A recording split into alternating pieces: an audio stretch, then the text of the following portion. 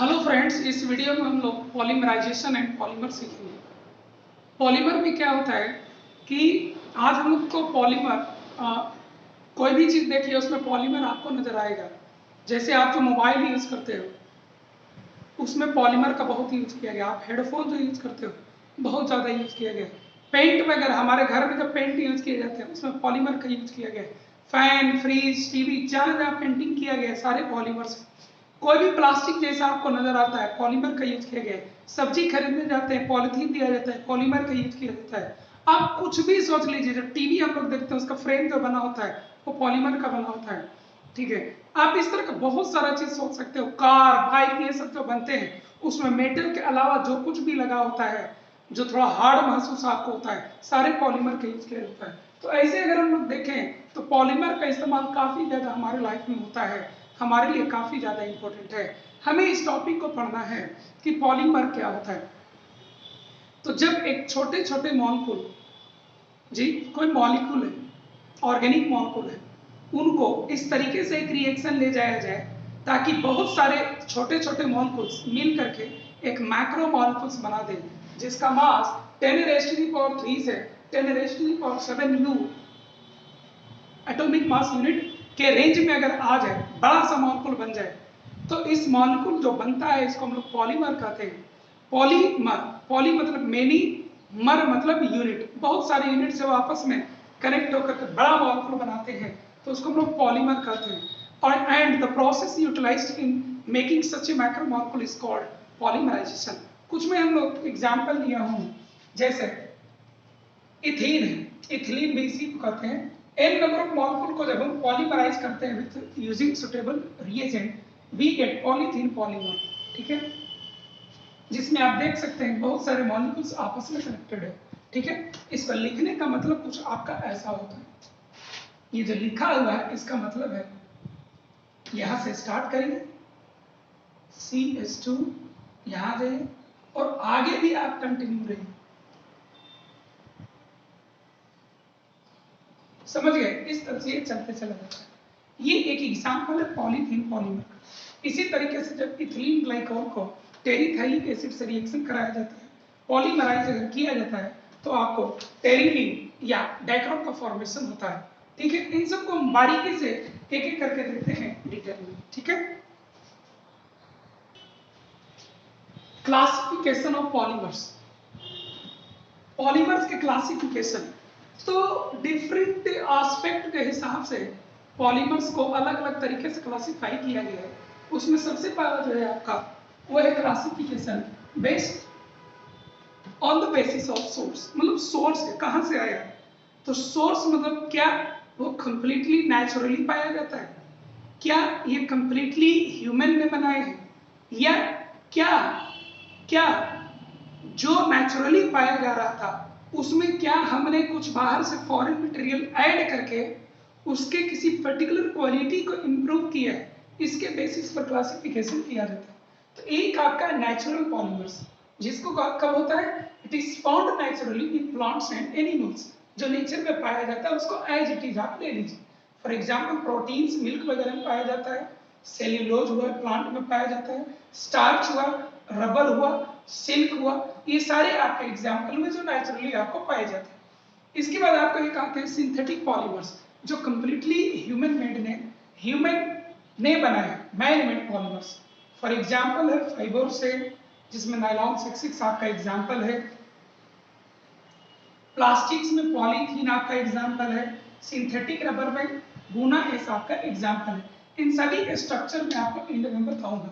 ठीक है, एक और होता है, अभी मैंने आपको बताया कि जो नेचुरली पाया जाता है लेकिन उसके कुछ पर्टिकुलर क्वालिटी को इंप्रूव करने के लिए उसमें कुछ फॉरेन सब्सटेंस ऐड किए जाते हैं, इसको हम लोग सेमी सिंथेटिक पॉलीमर्स कहते हैं। Natural polymers with some added derivatives to improve its quality.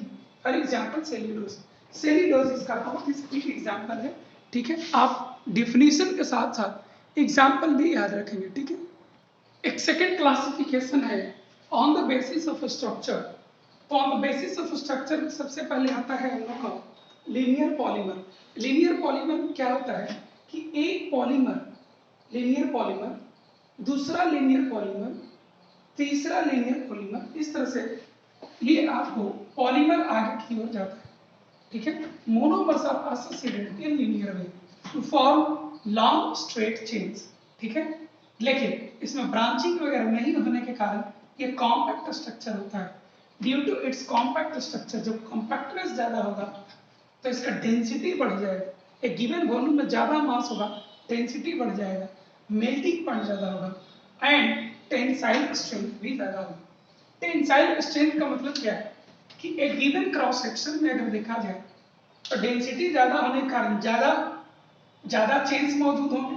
तो इसमें जब ऐसे खींचने का अगर आप इसको टेस्ट करने जाएंगे तो नंबर ऑफ पॉलीमेरिक यूनिट ज्यादा है एक गिवन क्रॉस सेक्शन में, डेंसिटी ज्यादा होने की वजह से, इसलिए ज्यादा लोड को बियर कर सकता है, इसीलिए इसको ज्यादा टेंसाइल स्ट्रेंथ कहा जाता है। कुछ कॉमन एग्जाम्पल में आपको एक पॉलीविनाइल क्लोराइड है, एक टेफ्लॉन है, आपको natural rubber, cellulose, polypeptide, polythene, ये सब कुछ इसके कॉमन एग्जांपल्स हैं, ठीक है। Branched chain polymer linear polymer जैसा ही होता है, केवल इसमें थोड़े थोड़े ब्रांचिंग आपको रहती है, ठीक है। इसकी वजह से क्या होता है कि इस ब्रांचिंग की वजह से ये दोनों लेयर्स उतना नजदीक नहीं आ पाते, यानी कि कॉम्पैक्टनेस यहाँ थोड़ा सा खराब हो जाता है, ठीक है। तो due to branching compactness is not good and hence density थोड़ा सा कम हो जाएगा, इसलिए मेल्टिंग पॉइंट भी कम हो जाएगा, टेंसाइल स्ट्रेंथ भी आपका कम हो जाएगा, ठीक है। लीनियर पॉलीमर सेविंग सम ब्रांचेज, लीनियर पॉलीमर है जिसमें कुछ ब्रांचेज है। पॉलीमराइजेशन आपको ब्रांचिंग में भी हो सकता है, लेकिन ब्रांचिंग के चेन्स उतने बड़े बड़े नहीं होते हैं, ब्रांचिंग में चेन छोटा छोटा बनता है, ठीक है। एक और आपका होता है क्रॉस लिंक और नेटवर्क पॉलीमर्स। इसमें क्या होता है कि एक पॉलीमेरिक चेन एक दूसरे से क्रॉस लिंक्ड होता है। इस क्रॉस लिंकिंग की वजह से ये काफी हार्ड होता है, ठीक है, रिजिड होता है और ब्रिटल होता है। ये कैसे होता है?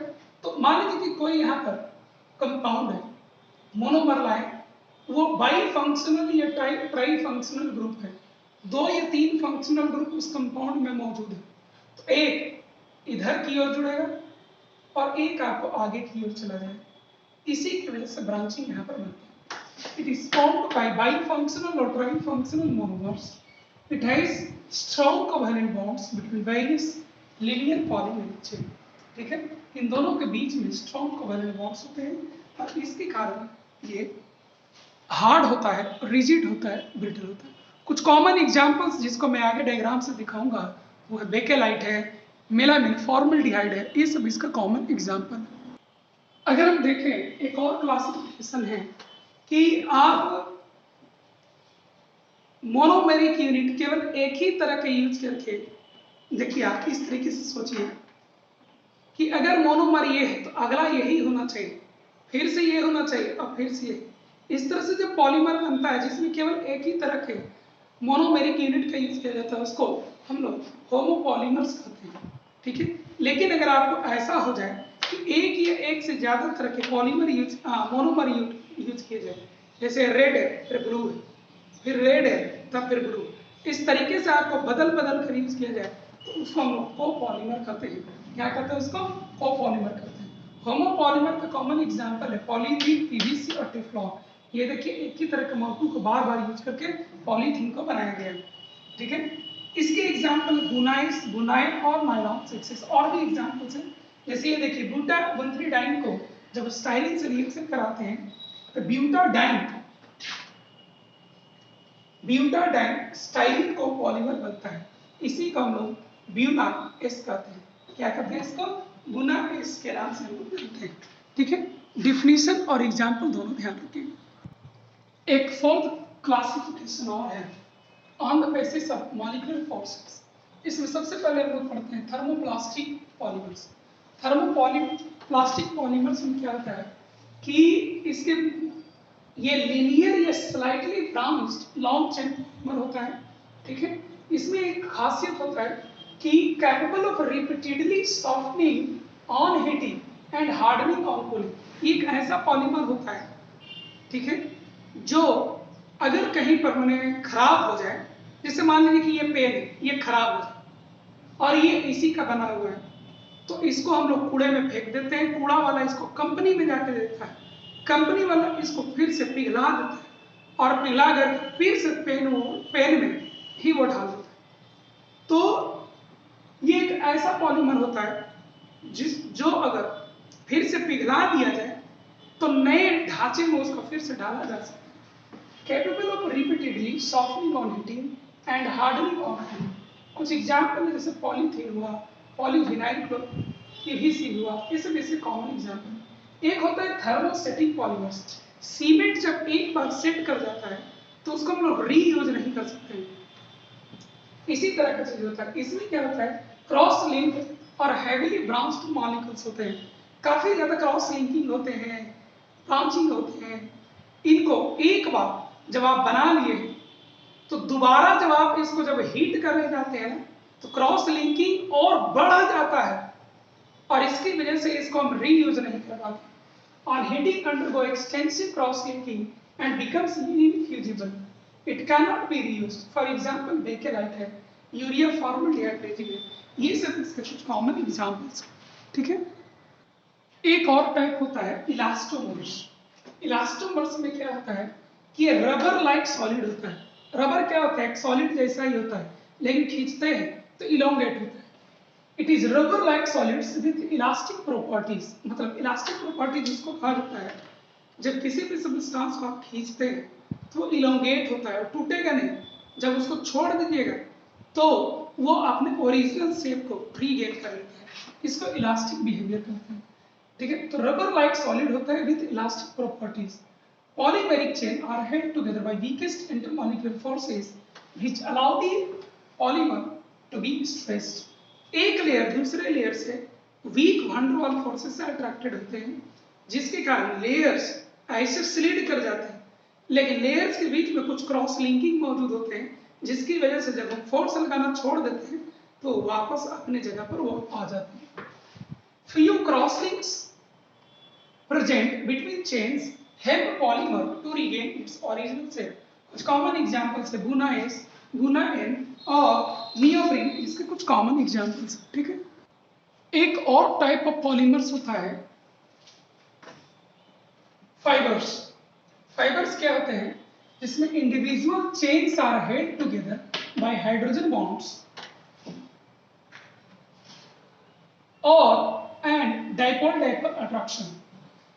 इनकी वजह से ये स्ट्रॉन्ग फोर्सेस होते हैं। ठीक है, तो these strong forces lead to close packing.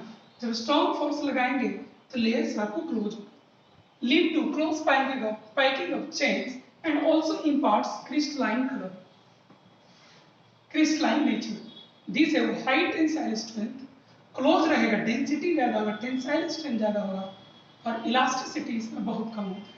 इसका कॉमन एग्जांपल है पॉलिएस्टर और पॉलीअमाइड। पॉलिएस्टर या पॉलीअमाइड इसका कॉम्बिनेशन। ठीक है, आगे हमें सीखना है टाइप्स ऑफ पॉलीमर के बाद हमें प्रोसेस ऑफ पॉलीमराइजेशन सीखना है।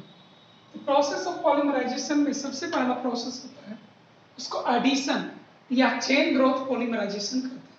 क्या कहते हैं उसको, एडिशन या चेन ग्रोथ पॉलीमराइजेशन कहा जाता है। एडिशन या चेन ग्रोथ पॉलीमराइजेशन में क्या होता है कि मोनोमेरिक यूनिट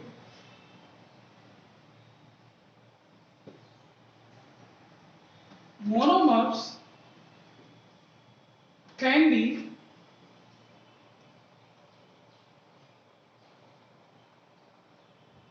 unsaturated alkene,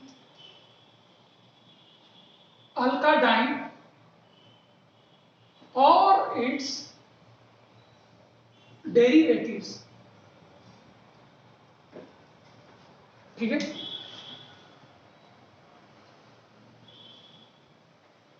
इसमें हम लोग पढ़ेंगे फ्री रेडिकल मैकेनिज्म। क्या पढ़ेंगे हम लोग, फ्री रेडिकल मैकेनिज्म।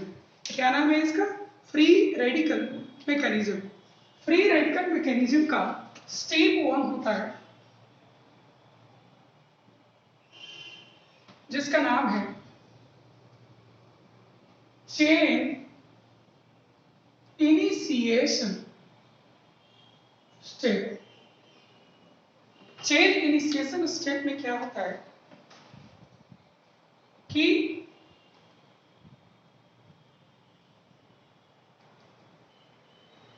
पर ऑक्सी लिंकेज हम लोग लेते हैं, ये बॉन्ड वीक होता है, ठीक है, थोड़ा भी हीट करने पर ये होमोलिटिकली ब्रेक कर जाता है। PHC double bond O plus PH, इसी का आपको 2 मोल मिल जाए। ये लेस स्टेबल होने के कारण ये फर्दर आपको टूट जाता है। PH एंड 2CO2 आपको मिलता है। ये जो PH है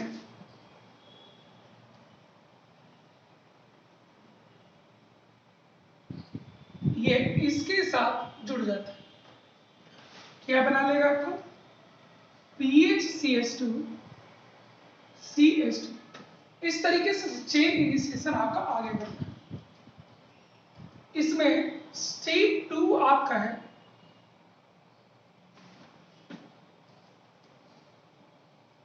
chain propagation step.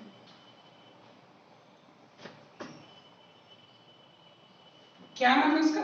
Chain propagation step. Chain propagation step में क्या होता है, PHCH2 CH2 रेडिकल ये CH2 के साथ जुड़ता है, ठीक है, क्या बनाएगा PH, ये भी होमोलिटिकली ब्रेक कर दीजिए। CH2 पहले से आपको मौजूद है, ये इससे जुड़ेगा CH2 और फिर ये बन जाए। इसको हम लोग कंटिन्यू करते हैं, ठीक है, क्या करते हैं कंटिन्यू किया जाता है कई बार। लास्ट में आपको मिलेगा PHCH2 का होल N CH2 रेडिकल, ये आपको मिलेगा। थर्ड स्टेप जो आपका होता है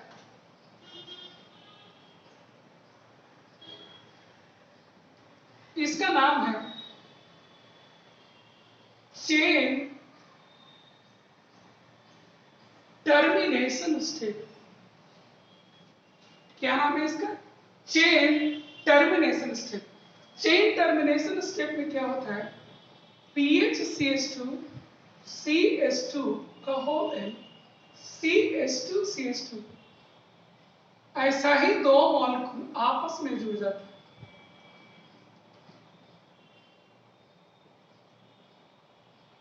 ऐसा ही 2 मॉलिक्यूल आपस में जुड़ जाते हैं, क्या बना लेते हैं PHCH2 का whole N CH2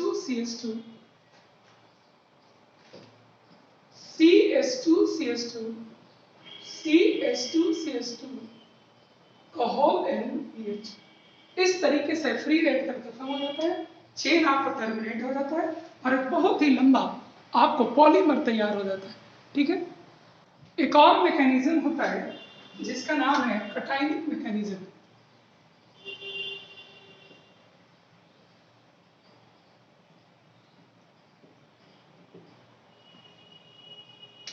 cationic mechanism में आपको CH2 double bond CH electron releasing group यहां पर होना चाहिए। क्या होना चाहिए? इलेक्ट्रॉन रिलीजिंग ग्रुप, जहां पर Y क्या है? इलेक्ट्रॉन रिलीजिंग ग्रुप आपका है। एग्जाम्पल में क्या कह सकते हैं? CH2 double bond CH CH3 ले लीजिए, CH2 double bond CH PH ले लीजिए, CH2 double bond C CH3 ले लीजिए, या CH2 double bond CH O C double bond O CH3। इनमें से किसी को भी आप यूज कर सकते हैं या और भी किसी को यूज किया जा सकता है। इसका रिएक्शन एसिड के प्रेजेंट में कराया जाता है। BF3 हुआ AlC3 हुआ या फिर HF हुआ या फिर H2SO4 हुआ, इन सब के प्रेजेंस में इस रिएक्शन को कराया जाता है। मैं आपको बता दूं, सबसे अच्छा इसमें ये है, बेस्ट चॉइस है आपका BF3। ठीक है, एक चीज और मैं बता दूं, HNO3 को यहां मत यूज करिए, not used at it may oxidize the polymer। हम लोग पहले से जानते हैं, क्या जानते हैं कि HNO3 एक ऑक्सीडाइजिंग एजेंट होता है। अगर उसको हम यूज करते हैं तो वो आपको हो सकता है पॉलीमर को ही ऑक्सीडाइज कर दे, बढ़े। तो सबसे पहले लेविस एसिड के प्रेजेंस में या इस प्रोटोनिक एसिड के प्रेजेंस में एक H इसमें जाएगा तो बनेगा CH3 and CH, electron releasing group है, पॉजिटिव चार्ज यहां पर ज्यादा स्टेबल हो, करेक्ट। देख लीजिए बढ़िया से। इसके बाद फिर से इसके मॉलिक्यूल को लीजिए, CH2CHY, क्या हो गया इस बार आपका, ये आपका यहाँ आकर जुड़ेगा, क्या बन जाएगा आपको, CH3 CHY CH2 CHY, फिर से प्लस।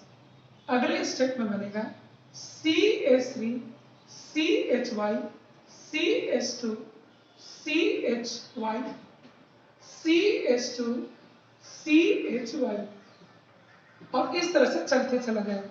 लास्ट में क्या बनेगा आपको, CH2 CHY। ये पॉलीमर आपको मिल जाएगा। क्या कहते हैं इसको, कटाइनिक मैकेनिज्म पॉलीमर कहते हैं। क्या कहते हैं इसको, कटाइनिक मैकेनिज्म पॉलीमराइजेशन कहते हैं। एक आपको अनायनिक मैकेनिज्म,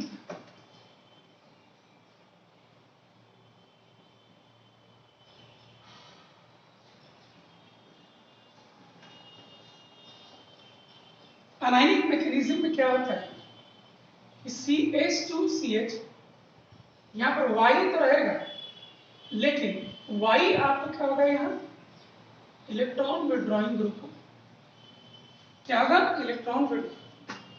एग्जाम्पल में ले सकते हैं CH2 double bond CH Cl, CH2 double bond CH Cl, CH2 double bond CH, और भी सोच सकते हैं आप, मैं कुछ एग्जाम्पल दिया हूं। इसका रिएक्शन वेरी स्ट्रॉन्ग बेस, या तो ब्यूटाइल लिथियम या KNH2, आप ऑलरेडी जानते हैं ये दोनों ही आपको वेरी यहाँ पर कार्बन पर नेगेटिव चार्ज है, यहाँ पर नाइट्रोजन पर नेगेटिव चार्ज है, ये दोनों ही वेरी स्ट्रॉन्ग बेसिस है, ये विनाइलिक हाइड्रोजन को बाहर निकाल सकते हैं। CH2 डबल बॉन्ड इसी हाइड्रोजन को वो बाहर निकाल, ठीक है। तो इसको हम ऐसे भी जोड़ सकते हैं,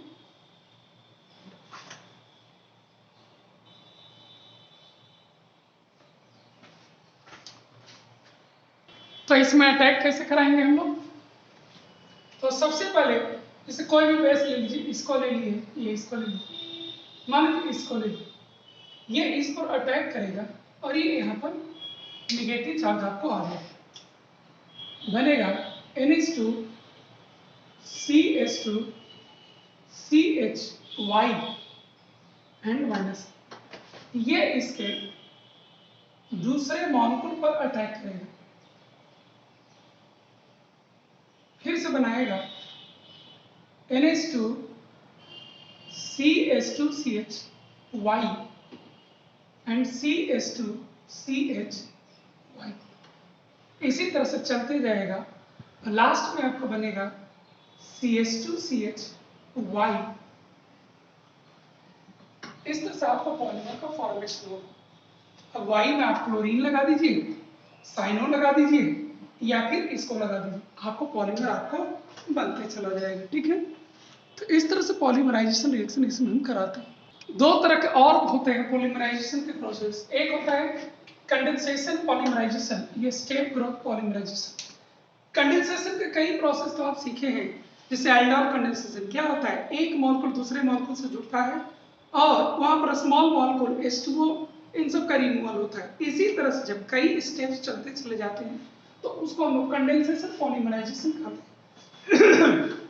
तो removal of small molecules like H2O, ammonia, CO2 take place along with addition of monomers, और monomer continuously आपको ऐड होते चला जाएगा। ठीक है, ऐसे सबस्टेट में दो फंक्शनल ग्रुप आपको होना चाहिए। ठीक है, ये मेनली आपको acid, amide, alcohol containing compound में आपका होता है। ठीक है, एक और होता है कोऑर्डिनेशन पॉलीमराइजेशन। कोऑर्डिनेशन पॉलीमराइजेशन में रास्ते में आपको कोऑर्डिनेशन कंपाउंड का फॉर्मेशन होता है, और कोऑर्डिनेशन कंपाउंड मेनली आपको मेटल कंपाउंड, मेटालिक कंपाउंड्स बनाते हैं, और इसीलिए मेटालिक ऑर्गेनिक कैटलिस्ट इसमें यूज किया जाता है। इसमें बहुत फेमस रिएजेंट है, ठीक है, try alkyl lithium and titanium chloride, इसको कलेक्टिवली कहते हैं Ziggler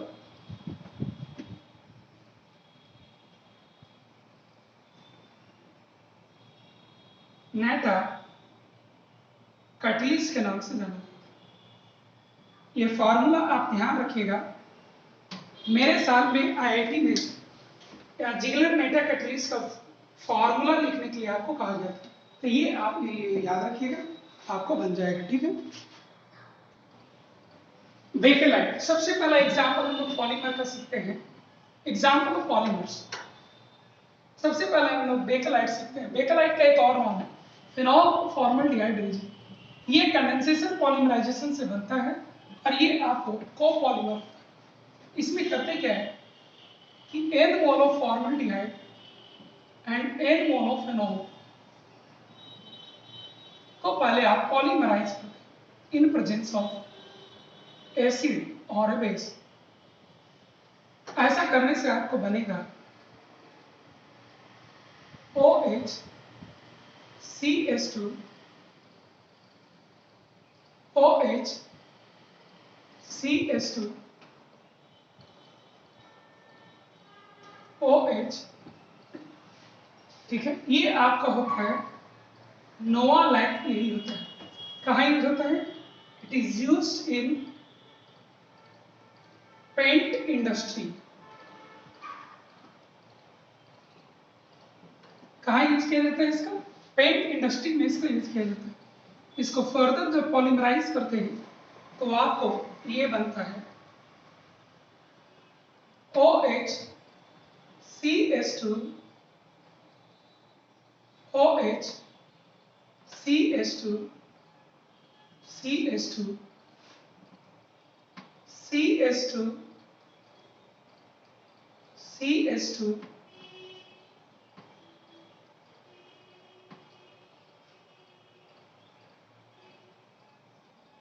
CH2 CH2 CH2 OH OH। यही आपका होता है बेकेलाइट। क्या होता है ये आपका बेकेलाइट, आपका यही होता है। ठीक है, बेकेलाइट आपका यही है। ठीक है, मेलामिन फॉर्मल्डिहाइड रेजिन, क्या पढ़ना है आपको,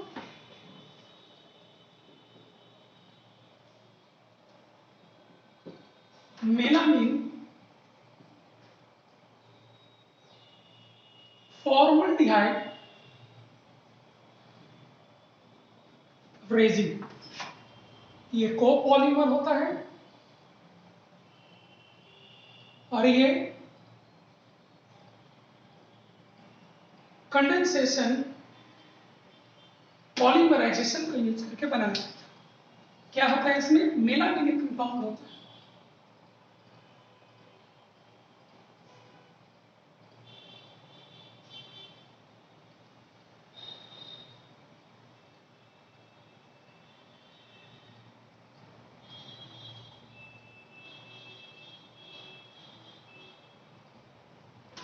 ठीक है, यहां पर आपको डबल बॉन्ड बनेगा,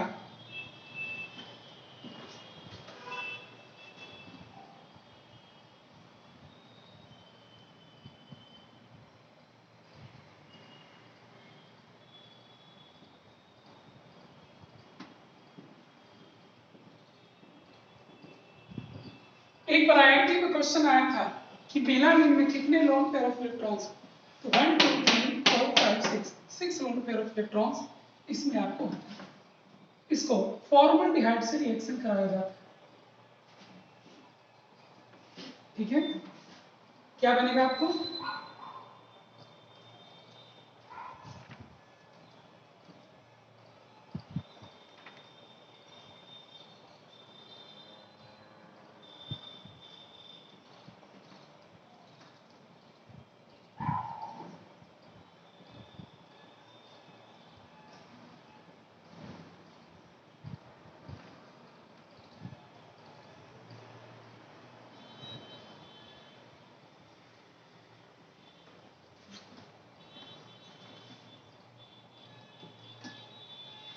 ये आपको बनता है।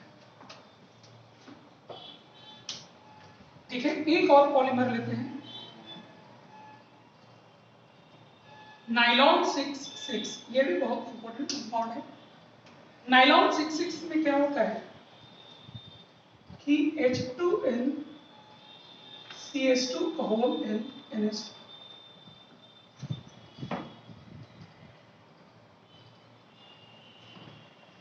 हेक्साएमीन यूज किया जाता है।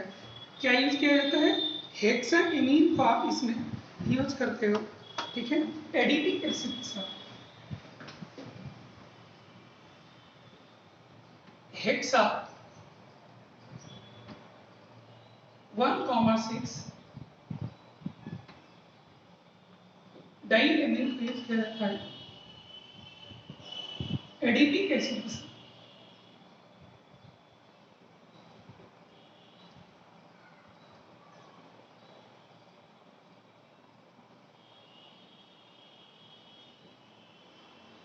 पॉलीमराइज करने पर बनता है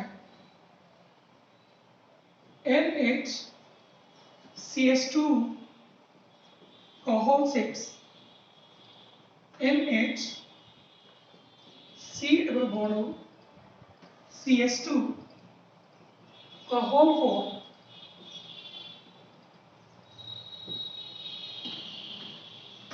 इसी को हम लोग कहते हैं नाइलॉन 6, और यहां पर भी 4 और 2 6, नाइलॉन 6 इसी को कहा जाता है। इसमें आप एक चीज ध्यान दीजिएगा, कैसे जोड़ते हैं, एक H यहां से चला गया तो NH बची है, CH2 का होल 6 बन गया, और यहां से एक H और यहां से OH, यहां का एक H और यहां का OH, इसी को हटा दिया तो ऑब्वियसली अमाइड बन जाएगा, अमाइड लिख देती है, फिर CH2 का होल 4 दे दिए, फिर C डबल बॉन्ड O, यहां का OH और यहां का H आपको हटाएगा। इस तरह से आप पॉलीमेरिक चेन बना दीजिए। ये क्या होता है आपका, लीनियर पॉलीमेरिक चेन है, और ये कोपॉलीमर, क्या है आपको, कोपॉलीमर। दो डिफरेंट टाइप ऑफ मॉलिक्यूल्स को यूज करके इसको बनाया गया। Two different kind of molecules have been used to form this molecule, इसलिए क्या हो जाएगा, कोपॉलीमर हो जाएगा। एक और पॉलीमर हम लोग सीखते हैं,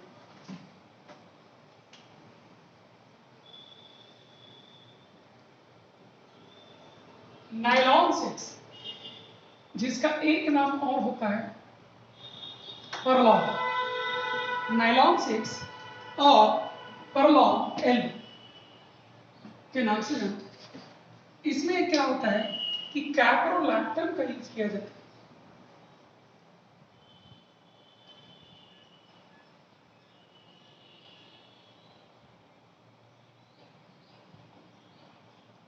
कैप्रोलैक्टम का यूज किया जाता है।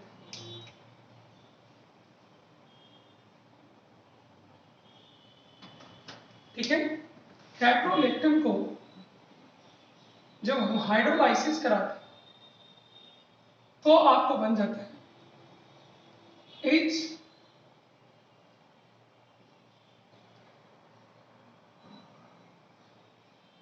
One two three four five,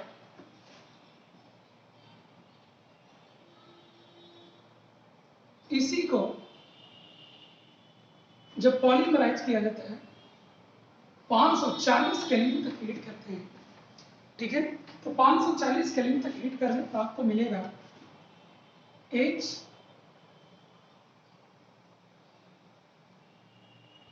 C double bond O CH2 का होल 5 NH, ठीक है। यही आपको क्या कहलाता है, नायलॉन 6 का।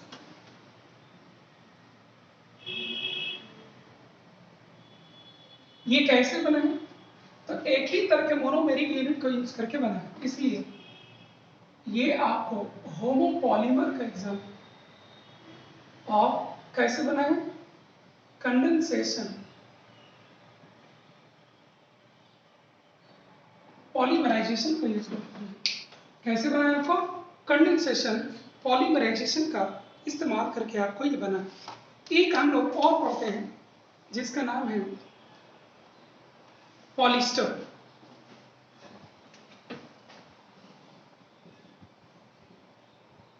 पॉलिस्टर टेरिलीन या डैक्रॉन इसको कहते हैं। इसमें के केस में क्या होता है कि इथिलीन ग्लाइकॉल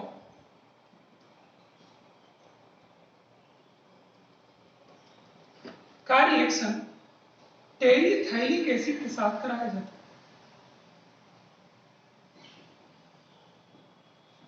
एन मोल इसका और एन मोल इसका। रिएक्शन कराने के बाद आपको बनेगा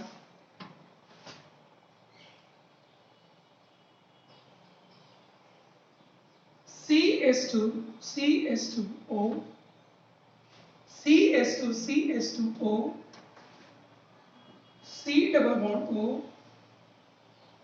C डबल बॉन्ड O, ठीक है। इसका आपको फॉर्मेशन हो जाएगा, ठीक है। इसी को हम लोग क्या कहते हैं, पॉलिस्टर कहा जाता है, ठीक है। ये क्या है, कोपॉलीमर। क्या है, कोपॉलीमर है और कंडेंसेशन पॉलीमराइजेशन से आपको बना। क्या है, आपको कोपॉलीमर है और कंडेंसेशन पॉलीमराइजेशन से इसका फॉर्मेशन। अगर हम टेरिथाइलिक एसिड के बजाय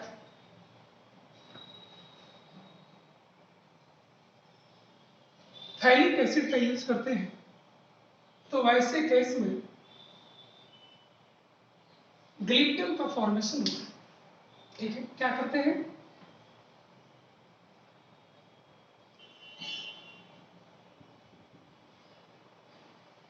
थाइलिक एसिड का एन मोल लीजिए और इथिलीन ग्लाइकॉल का एन मोल। पॉलीमर क्या बनेगा आपको, C डबल बॉन्ड O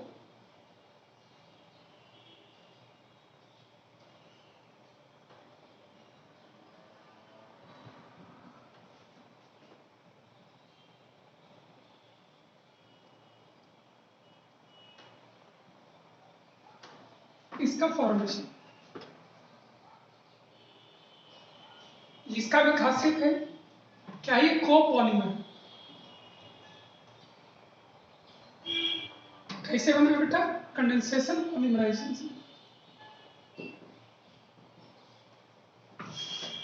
और आगे बढ़ते हैं,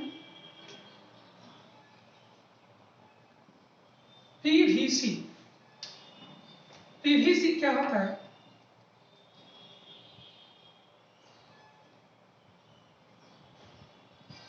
poly vinyl chloride CH2 CHCl। इसको जब हम लोग पॉलीमराइज कर देते हैं CHCH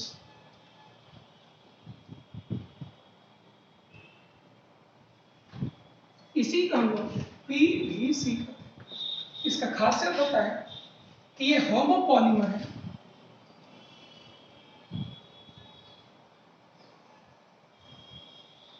ये होमोपॉलीमर है। और एक और बात इसमें कि ये आपको एडिशन पॉलीमराइजेशन से बना है। किससे बना है? एडिशन पॉलीमराइजेशन को यूज करके ये आपको बना है। इसी तरह से आपको पैन का फॉर्मेशन होता है। पैन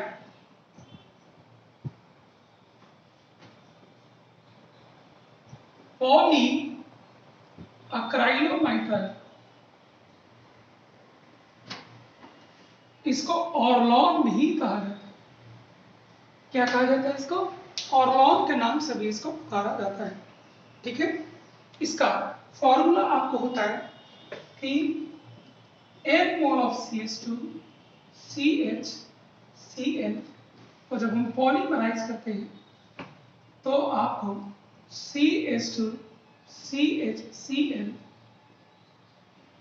का होल n का फॉर्मेशन होता है। ठीक है, इसमें खासियत है कि ये होमोपॉलीमर है।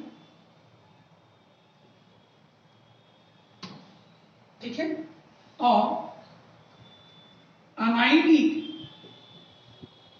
एडिशन पॉलीमराइजेशन से इसका फॉर्मेशन हुआ। इससे हुआ है अनाइनिक मैकेनिज्म से इसका फॉर्मेशन हुआ है। ठीक है, और भी कुछ एग्जाम्पल है। वेरी इंपॉर्टेंट एग्जाम्पल है हमारे सिलेबस के लिए टेफ्लॉन, जिसको PTFE भी कहा जाता है, मतलब पॉली टेट्रा फ्लोरोइथिलीन के नाम से भी जाना जाता है। जब इसको हाई प्रेशर में इन रिएजेंट के प्रेजेंट में K2SO8 या Na2SO5 के प्रेजेंस में पॉलीमराइज किया जाता है तो टेफ्लॉन का फॉर्मेशन। टेफ्लॉन का खासियत होता है कि ये केमिकली इनर्ट होता है और ये कोरोजन रेजिस्टेंट होता है। ठीक है, एडिशन पॉलीमराइजेशन से बनता है और एक तरह का मोनोमेरिक यूनिट यूज होने के कारण ये होमोपॉलीमर के नाम से जाना जाता है। गुनाइस, ये तो मैं पहले भी बता चुका हूँ कि जब 75% ब्यूटाडाइन और 25% स्टाइरीन को यूज जब करते हैं, ये क्या है आपको? ब्यूटाडाइन, और ये क्या है आपको? स्टाइरीन। ठीक है, तो आपको ब्यूनाइस का फॉर्मेशन होता है, इसको SBR भी कहते हैं, स्टाइरीन ब्यूटाडाइन रबर। ठीक है, ये कोपॉलीमर होता है, दो मॉलिक्यूल को यूज करके बना है और एडिशन पॉलीमराइजेशन का ये एग्जाम्पल होता है। इसका एग्जाम्पल है ये एडिशन पॉलीमराइजेशन का एग्जाम्पल। कुछ और भी पॉलीमर्स हैं, जैसे ब्यूनाइन हुआ, नाइट्राइल रबर के नाम से जाना जाता है, N फॉर नाइट्राइल। ये कोपॉलीमर होता है, एडिशन पॉलीमराइजेशन से ये बनता है। ठीक है, इसमें ब्यूटाडाइन लिया जाता है और एक्राइलोनाइट्राइल लिया जाता है, उससे ये पॉलीमर आपको बनता है, याद कर लीजिए। नेचुरल रबर, नेचुरल रबर कहाँ पाया जाता है? ब्राजीलियंसिस ट्री में पाया जाता है, जिससे हमें लेटेक्स के फॉर्म में मिलता है और उसी से आगे हम लोग काम करते हैं। तो आइसोप्रीन पॉलीमराइज करके आपको ये बनाता है। ये ध्यान रहे, ये सीस फॉर्म होता है। किसमें होता है? सीस फॉर्म होता है, ये नेचुरल पॉलीमर। ठीक है, अगर ये सीस के बजाय ये ट्रांस होता, ठीक है, तो ट्रांस के केस में इसका नाम हो जाता गुटापर्चा। ये हार्डर और ब्रिटल देन रबर होता है और इसको डॉक्टर लोग जो होते हैं, डेंटिस्ट लोग, वो रूट कैविटी को ट्रीट करने में इस्तेमाल करते हैं। ठीक है, रबर बिहेवियर जो इसका होता है वो weak van der Waals forces की वजह से होता है। रबर बिहेवियर इसका क्यों होता है? Due to weak van der Waals forces of attraction. कुछ और पॉलीमर्स है, इनका भी थोड़ा ध्यान रखें। सिंथेटिक रबर, जिसमें क्लोरोप्रीन को पॉलीमराइज करके नियोप्रीन आपको बनाया जाता है। ठीक है, गन कॉटन, जब सेल्यूलोज को नाइट्रेशन कराते हैं तो गन कॉटन का फॉर्मेशन होता है। सेल्यूलोज एसीटेट या रेयर, जब सेल्यूलोज को एसिटाइलेशन कराते हैं तो रेयर या सेल्यूलोज एसीटेट का फॉर्मेशन होता है। ठीक है, रबर क्या होता है? रबर आपका बहुत लचीला होता है। उसको स्टीफर बनाने के लिए, रबर को स्टीफर हार्ड थोड़ा करने के लिए उसमें कुछ अराउंड 5% बाहर से सल्फर ऐड कर दिया जाता है। सल्फर करता क्या है कि दो चेन के बीच में जो डबल बॉन्ड होता है, इन दोनों के बीच में क्रॉस लिंक बना देता है, जिससे इसका स्लाइडिंग जो होता है वो थोड़ा डिफिकल्ट हो जाता है। ठीक है, इसी को वल्कनाइजेशन ऑफ रबर कहते हैं। क्या कहा जाता है इसको? Vulcanisation of rubber. In order to make rubber more stiff and more resistant to oxidizing agent. Some sulfur is added with raw rubber at this temperature. This sulfur forms carbon sulfur and carbon link between layers, making it more stable. और ये carbon double bond carbon के पास बनता है। इसी process को हम लोग क्या कहते हैं, वल्कनाइजेशन ऑफ रबर कहा जाता है। इतने सारे पॉलीमर तो हमने बना लिए, लेकिन जब इन पॉलीमर को हम यूज करने के बाद छोड़ते हैं इन्वायरमेंट में, तो हमारे लिए इन्वायरमेंट हजार्डस हो जाता है। ये डिग्रेड ही नहीं होता है और इसलिए हमारे नेचुरल सिस्टम को ये बहुत ज़्यादा अफेक्ट करने लगा है। इसी चीज़ को ध्यान में रखते हुए कुछ बायोडिग्रेडेबल पॉलीमर भी सिंथेसाइज किए गए हैं, जिसमें दो हमारे सिलेबस में दिए गए हैं। एक है PHBB, पॉलीबीटा हाइड्रोक्सीब्यूटाइल को पॉलीमर है बीटा हाइड्रोक्सीवैलोरेट। तो इसका जब रिएक्शन कराते हैं तो ये पॉलीमर बनता है। इतने ज़्यादा पोलर ग्रुप होने की वजह से समय बीतने के साथ ये हाइड्रोलाइसिस चला जाता है और ये डिग्रेड हो जाता है। इसी तरह से नाइलॉन टू नाइलॉन 6 होता है, जिसमें ग्लाइसिन का अमीनो कैप्रोइक एसिड के साथ रिएक्शन कराने पर आपको नाइलॉन टू नाइलॉन 6 का फॉर्मेशन होता है।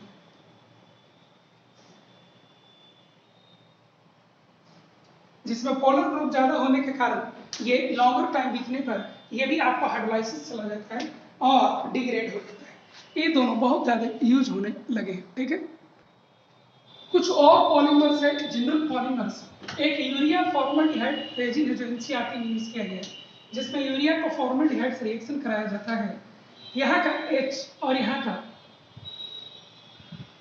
H2O इलिमिनेशन होता है और इसका formation NH C double bond O NH and CH2 करके फॉर्मेशन होता है। पॉलीस्टाइरीन भी एक यूज होता है, जिसमें स्टाइरीन के मोनोमर यूनिट के तौर पर यूज किया जाता है। ये पॉलीमर स्टाइरीन का फॉर्मेशन आपको होता है। ठीक है, लास्ट हम लोग थोड़ा सा पॉलीथीन को और डिटेल में सीख लेते हैं। पॉलीथीन दो तरह के होते हैं, एक हाई डेंसिटी पॉलीइथिलीन और दूसरा लो डेंसिटी पॉलीइथिलीन। लो में 0.92, हाई में 0.97। जब हम लोग क्या करते हैं, जब हम लोग इथिलीन को 160 डिग्री सेल्सियस और लो प्रेशर पर जिगलर नेटा के प्रेजेंस में पॉलीमराइज करते हैं तो हमें लीनियर चेन पॉलीमर बनता है। ब्रांचिंग नहीं होने के कारण इसके चेन नजदीक होते हैं, डेंसिटी ज्यादा होता है, इसका मेल्टिंग पॉइंट ज्यादा होता है, टफनेस ज्यादा होता है, हार्डनेस ज्यादा होता है, टेंसाइल स्ट्रेंथ ज्यादा होता है। इसका इस्तेमाल कंटेनर वगैरह को बनाने में किया जाता है, जैसे बकेट हुआ, ट्यूब्स हुआ, बॉटल्स हुआ, हाउसवेयर्स हुए, टॉयज खिलौना वगैरह बनाने में किया जाता है।